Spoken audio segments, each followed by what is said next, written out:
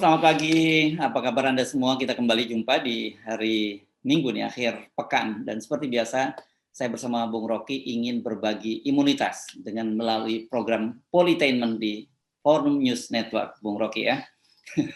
Hanya lewat FNN ada imunitas yang dihasilkan oleh hormon-hormon kegembiraan tuh. Yes. Dan kita selalu berupaya untuk memelihara akal sehat karena bangsa ini lagi dikepung dari dua sudut COVID dan sudut stupid. Iya. Di luar sana memang kita mendengar banyak sekali laporan-laporan di berbagai kota bagaimana fasilitas kesehatan kita menghadapi persoalan mulai dari kekurangan tempat tidur, kekurangan oksigen, para tenaga kesehatan yang mulai kelelahan dan sebagainya. Tapi di satu sisi kemarin ada kegembiraan yang kemudian menyebar di sini dan menimbul pertanyaan, yakni pertandingan sepak bola Eropa ya, 2001. Tadi malam berlangsung pertandingan Prancis melawan Hungaria dan dilaksanakan di Bukares.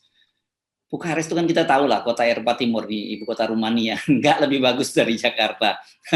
Tetapi penontonnya yang bikin gila itu ada 65.000 orang. Kemudian orang bertanya, kenapa orang di Eropa sudah nonton bola stadion penuh, kita masih mau ke masjid, mau ke gereja aja nggak bisa nih sekarang gitu. Ya, mungkin dari Bukares ada sinyal bahwa hidup ini tidak harus selalu dicemas-cemaskan oleh politik. Walaupun kita tahu Bukares itu ibu kota Romania, negara komunis dulu yang presiden penguasanya bikin bangunan yang 1.000 kamar hanya untuk pamer kekuasaan itu. Tapi Bukares juga jadi simbol ketika Eropa Timur mulai membebaskan diri dari komunisme itu. Di situ Kaukasus apa yang ditembak mati oleh rakyat itu. Tentu kita nggak akan mengingat-ingat peristiwa itu untuk membayangkan bahwa Jakarta akan ada semacam pembebasan politik seperti Romania berhasil keluar dari rejim otoriter. Tapi balik lagi bahwa dunia selalu punya sudut lain, sudut kegembiraan. Kendati di Indonesia masih bicara soal 3 periode, tapi publik dunia udah anggap bahwa ya udahlah itu politik diuruslah masing-masing. Kita mau merayakan hal yang lebih berguna, yaitu olahraga. Dan kegembiraan itu yang meledak di Romania, di Bukares. Ya. Mudah-mudahan tidak ada klaster baru, klaster stadion atau klaster Euro 2021 karena sekarang ini kan katanya klaster lebaran, klaster liburan panjang, dan sebenarnya kita selalu sudah bisa menduga setiap kali ada liburan panjang, ada kerumunan massa yang sangat besar, dan kemudian terjadi ledakan itu karena kita tahu kan bangsa kita tidak cukup disiplin dalam hal menjaga protokol kesehatan. Bukan hanya bangsa kita juga, ternyata pemimpin kita juga gitu. Bukan saya ngomong ya, Pak Luhut gitu. Ya. Itu yang barusan saya mau komentari. Bangsa kita disiplin. Ya. Mereka tidak disiplin karena melihat pemimpin yang tidak disiplin, kan itu bedanya tuh. Ya. Jadi sekali lagi tuntunan dari atas itu justru yang harusnya memperkuat kemampuan rakyat untuk disiplin. Tapi sekali dia bolong, maka rakyat menganggap bahwa memang nggak ada soal sebetulnya. Lalu rakyat anggap bahwa ya ini COVID ini sebenarnya cuma alasan untuk menghalangi ekspresi oposisi. COVID ini adalah alasan baik untuk memperluas jaringan korupsi. Jadi rakyat justru berpikir begitu. Iya. Nah, soal jangankan protokol kesehatan, Bung Rocky, konstitusi saja kita tidak disiplin gitu. Ini dengan konstitusi aja bisa diubah-ubah nih, ada rencana mengubah 3 periode yang seperti tadi Anda singgung, dan kelihatannya yang mulai seperti kita duga kemarin yang mulai gerah dengan isu 3 periode ini nggak jauh-jauh itu Gerindra. Sementara PDI kita belum tahu reaksinya seperti apa. Gerindra ada di dalam satu paket dengan PKS, Demokrat dalam soal 3 periode ini. Karena Gerindra punya kepentingan itu. 3 periode artinya seluruh fasilitas dan perencanaan Gerindra itu berantakan itu. PKS jelas dia nggak punya kepentingan dengan tokoh, dia punya kepentingan dengan konstitusi itu. Demikian juga Demokrat nggak ada ambisi untuk mengintai isu itu, karena tetap menganggap bahwa politik itu harus memungkinkan sirkulasi elit. Jadi sebetulnya secara normatif partai-partai kecil justru yang menganggap bahwa ide itu adalah ide yang konyol. Nah, partai besar kayak Golkar, PDIP tentu lebih oportunis itu dalam upaya untuk mengintip dia dapat apa nanti itu. Kan politik adalah soal who gets what, when, and how gitu. Jadi mereka berhitung itu. Nah, oposisi justru melihat hal sebaliknya. Karena kita ingin memajukan kualitas demokrasi, bukan sekedar ngutak-ngutik konstitusi. Ya Pak Jokowi memang berpikir bahwa itu melanggar konstitusi, ya tapi kalau konstitusinya berubah, nanti Jokowi juga bilang, oh iya ini sekarang sesuai dengan konstitusi 3 periode itu. Jadi itu sebetulnya misteri yang mudah ditebak ada di situ. Ya. Nah ini menarik ketika Anda menyinggung soal Pak Jokowi, karena kemarin kan juru bicara yang sudah lama tidak menjuru bicara Pak Jokowi, ini Fajrul Rahman, memberikan sebuah pernyataan tertulis bahwa Pak Jokowi itu tegak lurus kepada konstitusi dan juga amanat reformasi, artinya sesuai dengan pasal 7 Undang-Undang Dasar 45 yang diamandemen itu kan masa jabatan presiden itu 5 tahun dan hanya bisa dipilih untuk 1 tahun masa jabatan kembali. Jadi artinya 2 periode. Tetapi yang menarik adalah argumen dari Kodari yang menjadi inisiator dari 3 periode ini. Kata dia kalau nanti kemudian amendemennya diubah, undang-undangnya diubah, kan Pak Jokowi pasti juga akan bisa menerima itu. Apalagi kemudian partai-partai politik menghendaki itu. Ini yang menarik. Jadi artinya dia membaca dengan cara yang berbeda. Apalagi ini kan statement yang terbaru ya, kalau Pak Jokowi sudah beberapa kali membantah, tapi ini terbaru, ini kan dari Fajrul. Betulkah itu statement dari Pak Jokowi atau hanya inisiatif Fajrul? Gitu. Fajrul ini kan orang yang udah nggak tahu kimia di istana kan. Jadi Fajrul sebetulnya dia nggak kan sering juru bicara harus bicara dulu dengan presiden. Ini dia nggak pernah ketemu presiden nih, dia pasti cuma nguping dari pers doang. Jadi Fajrul adalah kupingnya Fajrul itu nggak lagi nempel di dinding istana, dia nempel di dinding surveyor. Jadi dia juga sebetulnya adalah ya proponen juga dari usaha ini yang berupaya untuk sesedikit mungkin melindungi presiden dengan mengandalkan interpretasi konstitusi itu. Tegak lurus dengan konstitusi itu, iya itu hukumnya bilang begitu. Tapi justru yang sedang dikhawatirkan sekarang konstitusinya mau diubah kan ini soalnya. Jadi ini Fajrul ini juga kadang-kadang lambat ya dalam segala hal, apalagi dalam kecepatan berpikir politis itu. Jadi terlihat bahwa ini ada semacam tuker tambah, perlahan-lahan Fajrul mengucapkan yang normatif, tapi nanti dia setelah itu dia WA-WAan sama Kodari itu bahwa oh iya ya itu maksudnya. Jadi nggak jelas. Nah kekisruhan ini sebetulnya dan ketidakjelasan ini yang justru mencemaskan orang, mencemaskan akal sehat. Karena kita selalu ingin melihat politik itu bersih. Nah, Saudara Fajrul itu sebaiknya jadi tim sukses saja di bawah koordinasi Kodari itu, supaya dia satu suara dengan Kodari itu. Karena dia nggak ngerti apa yang ada di otak presiden itu. Ya, dan memang ide mengotak-atik konstitusi ini bukan hal yang baru, Bung Rocky. Kalau kita lihat di beberapa negara, kita melihat seperti Rusia, Turki, gitu, itu kan juga bisa diotak-atik. Bahkan kalau Rusia itu menarik, tinggal pindah posisi saja dari presiden ke perdana menteri, balik lagi ke presiden gitu. Di Indonesia sebenarnya pernah terjadi juga hal semacam itu di Surabaya. Anda pasti ingat ya, dilakukan oleh PDI dengan wali kota Risma pada waktu itu, yang menjadi wakilnya adalah Bambang Deha, wali kota sebelumnya. Dan skenario di tengah jalan diganti, tapi ternyata berubah dan kemudian Risma sekarang seperti kita ketahui melaju terus menjadi menteri. Dalam kasus ini saya kira mungkin pasti nggak mungkin lah Pak Jokowi ingin menjadi wakil presidennya dari Prabowo dengan tanpa melanggar konstitusi. Ini yang terjadi semacam ini terjadi di Filipina. Ini kelihatannya Duterte akan menjadi wakil presiden. Ada kecenderungan kita mungkin bicara tentang filsafat kekuasaan ya. Karena kenapa sih orang yang seperti kalau sudah berada kekuasaan itu seperti minum air laut gitu. Semakin dia minum dia bukan semakin hilang hausnya tapi semakin haus. Selalu ada godaan. Semacam ya sebut aja godaan untuk menikmati lebih banyak kekuasaan itu. Dan itu bisa diakali melalui undang-undang. Nah ini tradisi pemerintah kan begitu, ngakali undang-undang. Dalam banyak soal, nanti mungkin juga nanti revisi konstitusi itu akan dicarikan alat pembenar di dalam undang-undang Omnibus Law. Bisa begitu. Jadi Omnibus Law juga menyangkut tentang perubahan konstitusi itu. Karena kayak kemarin itu ada berita kecil bahwa kawasan Lido itu di Sukabumi dijadikan kawasan apa namanya CAT itu, kawasan kawasan khusus itu bukan atas persetujuan pemerintah daerah yang punya lahan dan yang punya kepentingan dengan habitat, lingkungan segala macam. Itu langsung di bypass dari pusat karena memang Omnibus Law bilang begitu tuh. Jadi AMDAL itu yang harusnya menghalangi Haritano untuk membuat CAT di situ. Karena tahu itu bermasalah, maka di bypass dengan peraturan presiden atau peraturan pemerintah yang langsung berizin itu. Jadi hal yang sama juga bisa berlaku. Kekuasaan tuh punya cara untuk memanipulasi undang-undang agar supaya tadi ambisinya untuk nambah kekuasaan itu dihasilkan dengan cara yang tidak legal. Kan itu gampangnya. Ya, ya, ya. Nah, kalau kawasan CAT ini saya jadi teringat dulu ketika ribut-ribut Meikarta.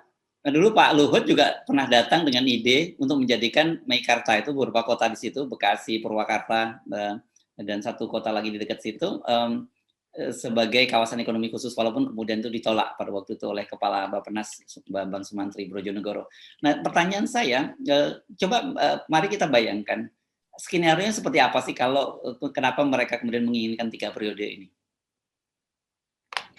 Tentu terkait dengan izin investasi yang memerlukan juga 3 periode itu kan.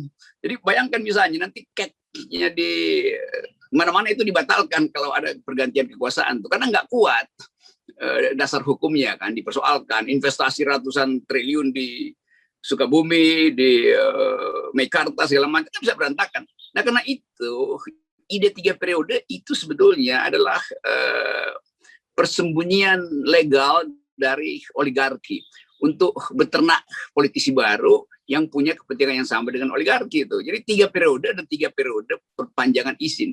Sama dengan soal isu lingkungan sekarang. Indonesia akan masuk di dalam upaya untuk negosiasi zero emission tuh. Nanti ada pertemuan dunia di Paris lagi mungkin November. Lalu Indonesia bilang kita hanya baru bisa zero emission itu 2070 tuh. Jadi bayangkan 50 tahun lagi baru zero emission. Padahal sudah diminta 2030 tapi kita nawar sampai 2070. Apa artinya? Artinya industri-industri ekstraktif dari oligarki ini menginginkan eksploitasi lebih panjang tuh. Maka dia aturlah nanti supaya nanti Indonesia bernegosiasi demi kepentingan perpanjangan izin-izin itu 50 tahun ke depan. Nah ini soalnya tuh. Nah karena itu ini satu paket 3 periode itu juga untuk mengamankan kepentingan para oligarki itu.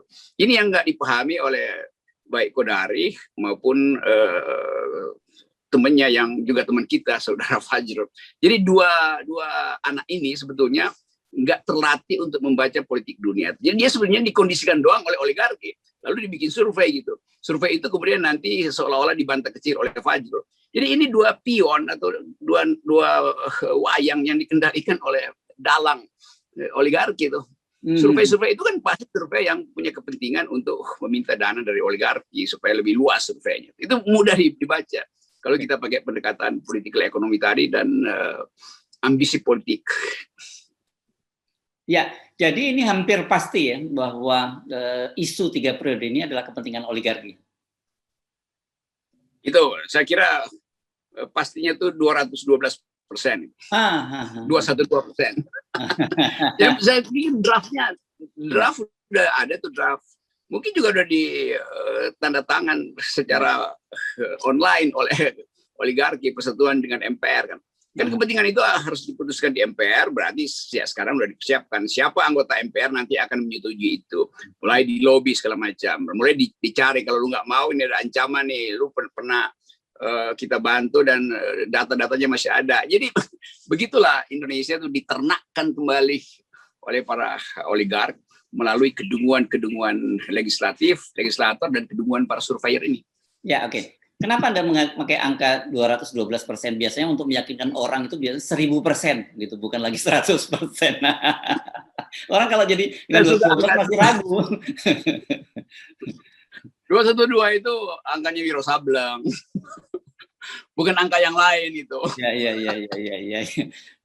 Kegiatan Wiro Sableng sebetulnya nih 212. Dan itu hanya terjadi di dunia komik ya. Kalau dengan 212% itu ya. Iya, kita ingin baca komik tapi ke versi Wiro Sableng gitu. Bukan Wiro yang lain ya. Ya, ya. Tapi begini, Bung Rocky, kan berkali-kali terbukti bahwa sekuat apapun perlawanan dari civil society, itu kita sudah bisa membuktikan bahwa bahwa para oligarki ini jauh lebih sakti. Itu karena mereka kan mainnya itu di bilik-bilik gelap kekuasaan. Jadi rakyat seperti rakyatnya hanya menggonggong gitu, oligarki terus berlalu. Ya itu dalilnya begitu, bahwa semakin gelap kekuasaan semakin mudah membekuk playernya sebenarnya. Jadi saya nggak ada soal, biarkan oligarki bermain dengan kekuasaan bahkan di wilayah yang paling gelap sekalipun, karena justru di dalam kegelapan itu rakyat bisa membekuk mereka tuh. Kalau wilayah terang gerakan rakyat terlihat. Jadi sebetulnya juga paralel dengan politik gelap ini, ada black market of power di istana, ada pasar gelap kekuasaan di istana. Tapi juga mahasiswa LSM segala macam juga mengkonsolidasikan diri. Jadi saya tetap lihat bahwa secara sosiologi, kalau kita pandang secara ilmu pengetahuan, ini konfrontasi ini nggak akan terhindarkan itu. Bagaimanapun mahasiswa terus melakukan rapat lewat webinar dan tahu isu terakhir dalam politik. Jadi tidak mungkin kecerdasan publik ini lenyap di dalam gorong-gorong. Justru gorong-gorong itu adalah membuat publik menganggap oke, kita bikin paralel politik. Anda sembunyi di gorong-gorong, kami persiapkan diri untuk nangkap Anda di gorong-gorong. Saya bayangkan itu sebagai komik baru loh. Ini bukan nakut-nakutin itu. Ya, secara formal kan Pak Jokowi sudah beberapa kali menolak. Kemudian tadi Pak Fadil juga menegaskan soal itu. Tetapi mari kita bantu para viewer kita untuk membaca seberapa serius bantahan itu. Saya kemarin sebenarnya sudah memulai misalnya, nanti kalau sudah ada tanda-tandanya bahwa mulai bermunculan berbagai survei bahwa publik itu mendukung, mungkin tidak langsung mendukung lah, mungkin mulai di sekian persen publik menginginkan Jokowi periode daripada terjadi gontok-gontokan antara pemimpin partai. Kemudian surveinya makin meningkat. Itu salah satu tahapan yang saya bayangkan. Tapi Anda sendiri kira-kira membayangkan tahapan yang berikutnya apa yang akan mereka lakukan? Tahapan berikut adalah buzzer akan dikerahkan. Itu udah pasti itu. Untuk mengolah isu ini di dalam dua versi. Versi yang kontroversial dan versi yang progresif. Versi yang konservatif dan yang progresif. Buzzer akan kan Pak Jokowi udah bilang nanti saatnya saya tentukan arah itu. Jadi buzzer bersiap-siap sebetulnya. Bersiap-siap untuk membagi isu ini nih. Nah itu sebetulnya yang mulai terlihat sekarang tuh, ada komunitas yang berupaya untuk memelihara isu, ada komunitas yang disuruh untuk uji pendapat FNN, uji pendapat publik. Jangan-jangan FNN ini masih ngotot dengan ide pembatalan 3 periode, kalau begitu kepung mereka tuh. Jadi itu sebetulnya gampang kita baca bahwa sekarang rapat-rapat itu pasti lebih intensif karena Kodari akhirnya naikkan 1 oktav analisisnya tuh, 1 oktav kekacauan, bukan 1 oktav harmoni. Dia kasih alasan tadi kan tuh bahwa ya ini karena belum dirubah tuh. Jadi buzzer juga tahu bahwa oke, nanti akan ada perubahan undang-undang, kan itu gampang. Kan bocorannya Kodari kan justru mengatakan bahwa akan ada perubahan undang-undang gitu. Kenapa? Ya karena dia bagian dari upaya untuk mengubah undang-undang itu. Kenapa? Karena dia pasti akan survei bahwa rakyat pro perubahan undang-undang itu. Kenapa dia bikin survei? Karena dana untuk survei itu ada. Jadi logikanya tuh runtun aja. Logika kedunguan maksudnya. Jadi gampang sekali membacanya ya. Saya kira mungkin tadi kalau berkaitan dengan buzzer ada 2 jurus yang seperti biasa mereka lakukan. Mengembuskan isu-isu ini dan kemudian membuli, doxing mereka-mereka yang menentang. Itu kan rumus baku gitu. Ya itu. Ya kita nonton Piala Dunia juga dengan cara yang sama sebetulnya kan. Dalam ketegangan yang sama. Cuman bedanya di sini itu pertandingan politik itu tidak ditentukan oleh wasit skornya. Wasit skornya udah dia gadaikan pada oligarki. Jadi oligarki akan putuskan itu. Siapa yang layak untuk didukung, siapa yang sebetulnya harus disingkirkan. Karena itu selalu saya anggap bahwa kalau kita mau saksikan berhentinya oligarki, ya kita lakukan sebelum 2024.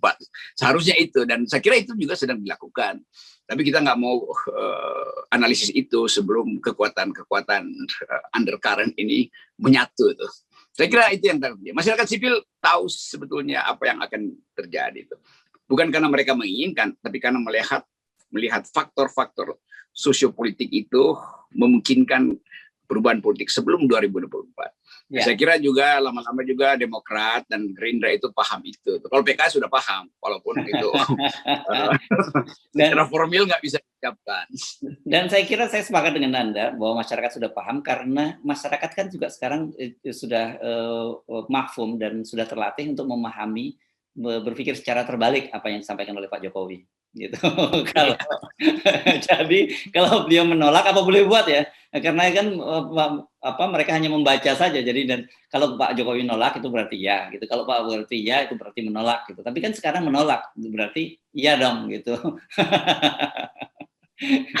Itu pentingnya ilmu sumsang tuh, membaca politik istana. Memang kita harus lihat secara terbalik gitu. Jadi politik sumsang itulah yang harusnya kita baca secara hati-hati itu, karena di dalamnya ada jebakan. Dan jebakan itu kita tahu cara mengatasinya.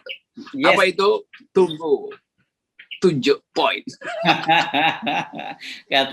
Oke, saya mesti mengakhiri perbincangan ini dengan satu kata kunci tadi bahwa politik sungsang. Jadi silakan membaca dengan kepala yang terbalik.